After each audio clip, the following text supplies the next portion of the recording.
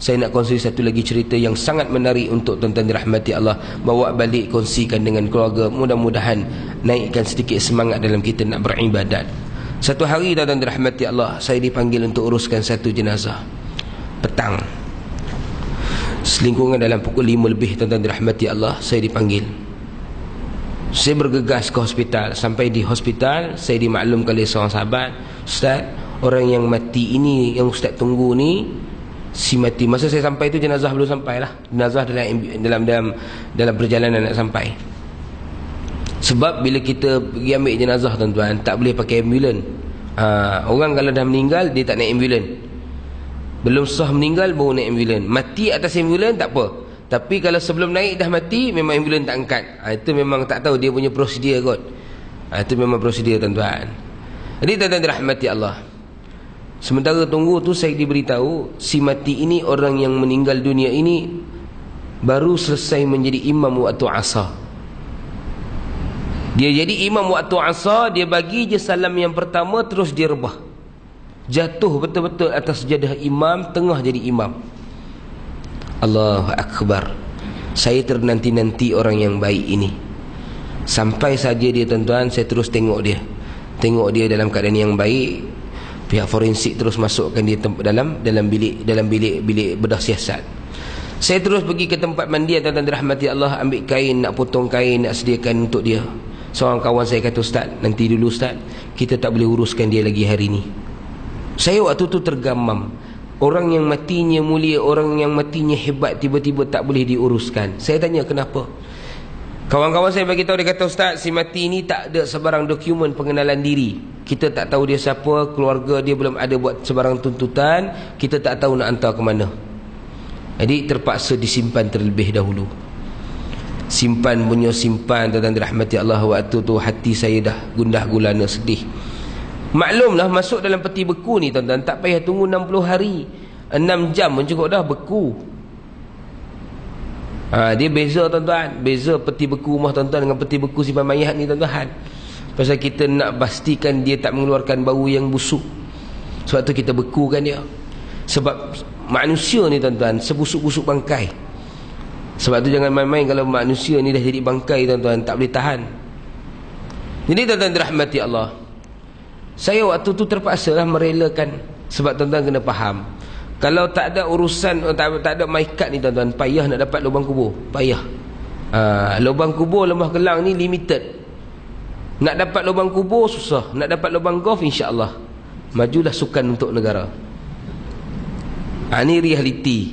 Tuan-tuan kena faham. Ini tuan-tuan dirahmati Allah Subhanahu wa ta'ala. Saya terpaksa lah, dengan hati yang lara, hati yang sedih, terpaksa tinggalkan si mati, masukkan dalam drawer, simpan. Saya tunggu sehari, saya tunggu 2 hari, saya tunggu 3 hari. Seminggu berlalu, tidak ada sebarang cerita. Daripada seminggu naik ke sebulan, tidak ada sebarang cerita. Dari sebulan naik ke 2 bulan, tuan-tuan dirahmati Allah. Setelah 60 hari, saya dihubungi oleh seorang sahabat. Ustaz ingat lagi tak jenazah tempoh hari? Okey, kita dah dapat pengesahan, kita dah ada keluarga yang datang tuntut, kita dah ada dokumen semua. Ustaz boleh datang kalau Ustaz nak urus jenazah. Kalau tak, saya panggil orang lain.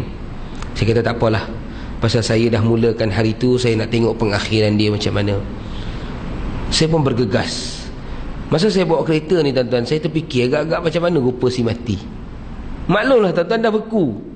Macam tuan-tuan beli ikan kan, tuan-tuan ni beli ikan, tuan-tuan simpan dalam peti ais, simpan lebih 60 hari. Ikan jadi apa tuan-tuan? Ikan jadi lebam.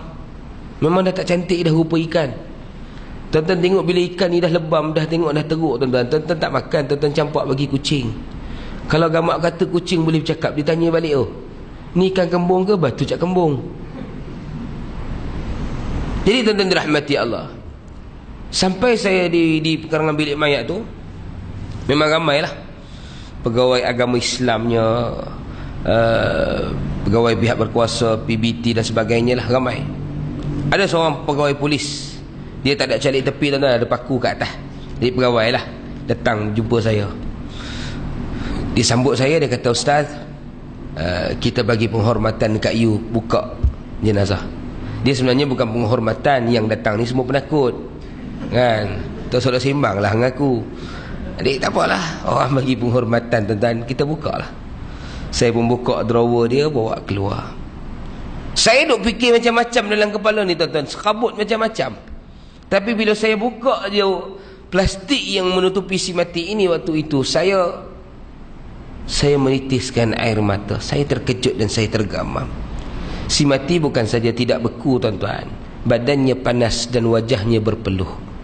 60 hari disimpan dalam peti beku, dia masih lagi panas, wajahnya berpeluh. Allahu Rabbi, siapakah insan yang sangat istimewa ini tuan-tuan dirahmati Allah? Siapakah dia tuan-tuan? Bila ditanya kepada sahabat-sahabat, ramai yang menggiling kepala.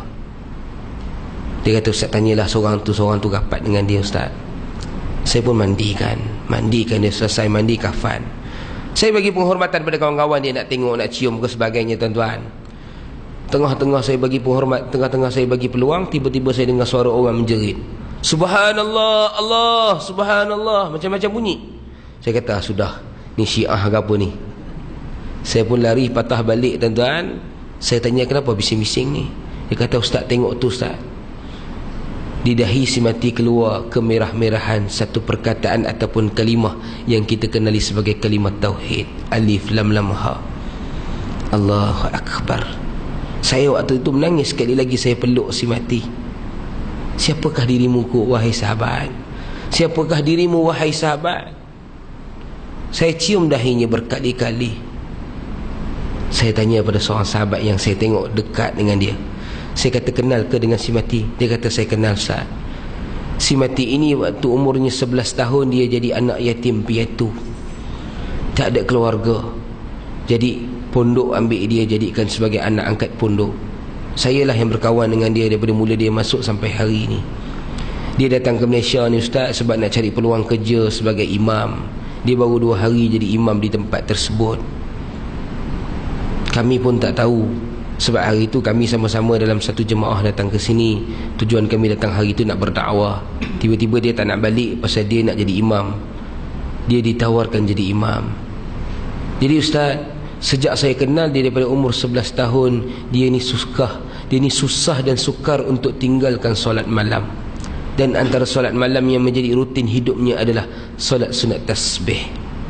Allahu Akbar. Bila saya mendengar tuan-tuan, lagi menitis air mata. Mulianya hatinya, mulianya dirinya tuan-tuan, menjadikan solat sunat tasbih itu sebagai amalan harian. Cuba kita tanya diri kita tuan-tuan, setahun berapa kali kita buat solat sunat tasbih? Agak-agak dengan amalan yang kita tidak seberapa ini, bagaimana kita nak bertemu dengan Allah?